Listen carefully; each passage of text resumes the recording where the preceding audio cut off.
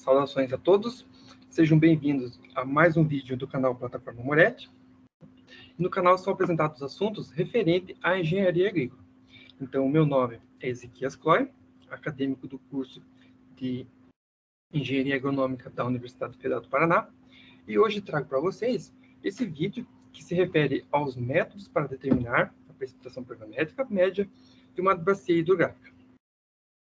Então, primeiramente, é importante a gente ressaltar que que as precipitações, elas são o vapor de água, né, da atmosfera, que são depositados sobre uma superfície terrestre. E ela pode ser de diferentes formas, de granizo até chuva, que é a de maior ocorrência aqui na nossa região, né, no Brasil.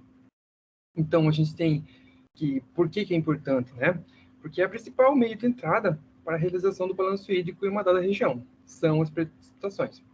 E aqui, em especial, no caso das chuvas, né, elas podem ser classificadas tanto como convectivas, né, que ocorre quando a massa de ar aquecido ele sobe muito alto, fazendo com que, por diferença de densidade, ocorra a precipitação, né, devido ao esfriamento das partículas. A gente tem aqui, por segundo, as chuvas orográficas, né, que seriam quando ocorre essa massa de ar, ela vem das regiões litorâneas em direção às montanhas, morros, né? E essa elevação na altitude faz com que ocorra também uma diferença no gradiente de temperatura, fazendo com que ocorra a precipitação. As ciclônicas frontais e frente quente, assim como as de frente fria, levam muito em consideração as massas de ar. Então, no primeiro caso, as massas de ar quente, eles vêm de muito longe, e quando encontra a massa de ar fria, faz com que ocorra essa precipitação aqui, devido também a esse gradiente.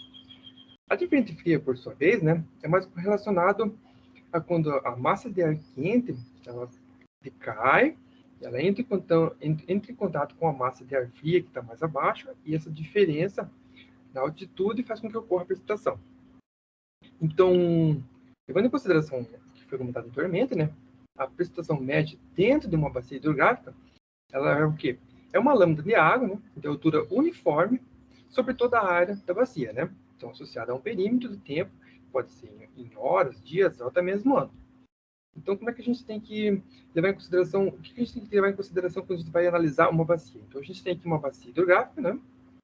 Então, primeiramente, é importante a gente definir o limite dessa bacia, que ela pode ser tanto pelo divisor topográfico, né, que seria um relevo, no caso dos morros ou as montanhas, assim como o divisor freático, né, porque a gente sabe que não necessariamente o relevo mais alto é o que a rocha impermeável também está condizente com aquilo, porque às vezes eu posso ter um relevo, mas a rocha impermeável não está delimitando aquela bacia. Pode ser que eu tenha uma montanha muito grande aqui, por exemplo, mas o lençol freático, né, a rocha permeável, ela está mais aqui. Isso faz com que a delimitação dessa bacia seja pela rocha impermeável. Então, sabendo disso, né, a gente tem que ocorre uma precipitação sobre essa bacia e a saída de água vai ser ou por percolação profunda, né, pela infiltração dessa água. A gente tem também a evaporação, a transpiração, né, em conjunto as duas a gente tem a evapotranspiração, e via redes de drenagens a gente tem também a vazão. Então, por que é importante a gente calcular a precipitação média das bacias? Porque a gente consegue inferir sobre o regime pluviométrico dessa bacia. Assim também a gente consegue determinar o balanço hídrico de uma bacia hidrográfica, ou até mesmo fazer uma comparação entre bacias hidrográficas. Então, sabendo disso, é importante a gente levar em consideração que a gente tem 3 métodos diferentes para a mensuração média das precipitações das bacias hidrográficas. Então, a gente tem primeiro o método aritmético, por segundo o método litício, e por terceiro o método das isoietas. O método aritmético é um método que é mais utilizado sobre áreas suaves, né, ou planas. Então, recomenda-se áreas de bacia menor que 5.000 quilômetros, e é importante levar em consideração a uniformidade das estações, ou seja, aonde que elas estão alocadas. Por segundo, a gente tem o método de Thiessen, né, conhecido como o método dos polígonos de Thiessen, que é utilizado para áreas suavemente onduladas, né? A gente vai ver mais para frente como é que a gente faz esses polígonos, que leva em consideração que a área de influência das estações, ou seja, cada estação ela tem uma área de influência específica. E é também importante a gente levar em consideração a disposição das estações da bacia, né? Que leva em consideração a área de influência. Por último, a gente teria os métodos das isoietas, né? Ou seja, que é o mais utilizado em áreas onduladas, ou seja, áreas bem orográficas. Que é importante que ela leve em consideração o relevo das bacias, ou seja, onde estão tracejadas cada isoieta, né? E também em relação à representatividade dessas isoietas. Então, por exemplo, a gente consegue ver que essas isoietas aqui, ó, entre 150 e 200, elas são mais representativas, né? Do que a gente comparar com essa entre 200 e 250, né?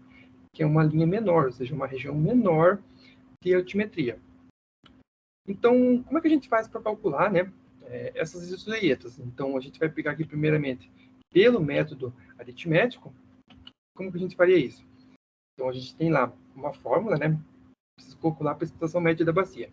Então, ela vai ser a somatória das precipitações, considerando milímetros, dividido pelo número das estações, né? Então, a gente tem aqui 4 estações, Z, X, Y e W.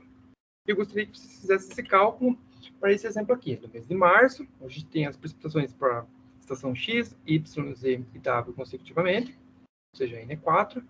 Eu gostaria que você desse uma pausa no vídeo e fizesse esse cálculo agora. Feito isso, né, nós temos que a precipitação média dessa bacia ela vai ser de 165 milímetros durante o mês de março. Né? Então, essa foi a precipitação média, que levou em consideração o método aritmético. O segundo método, que é o método de Thiessen, ele leva em consideração o quê? Os polígonos de Thiessen. Né? Então, como que a gente vai fazer? A gente tem aqui uma bacia hidrográfica, tem as estações, né? C, X, Y e W. E como é que a gente faz? Primeiramente, a gente faz o quê? A união desses pontos. Então, vou fazer uma união de Z para X, X para Y, e assim consecutivamente.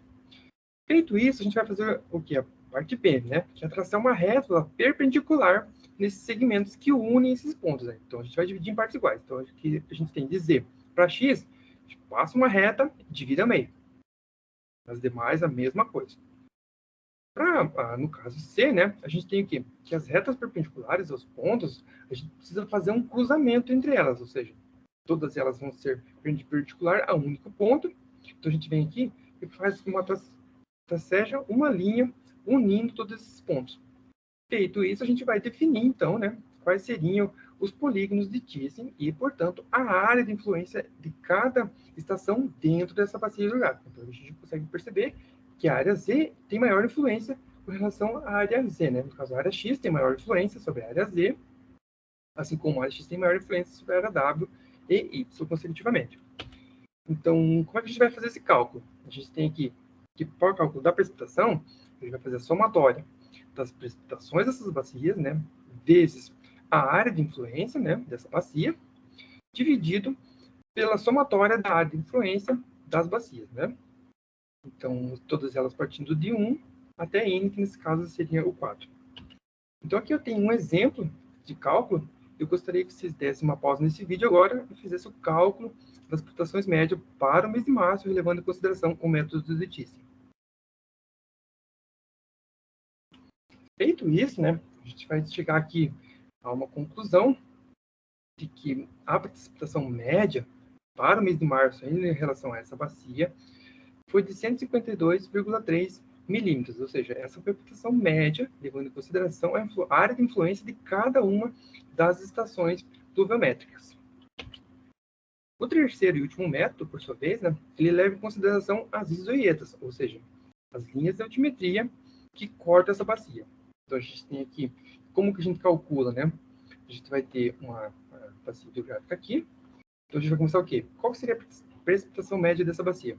É a somatória, né, da área entre as isoietas, que multiplica a precipitação referente a uma isoieta, mais a precipitação da segunda, ou seja, se eu vou pegar a precipitação daqui, da parte inferior para a parte superior, a gente vai pegar primeiro 50 e depois 100.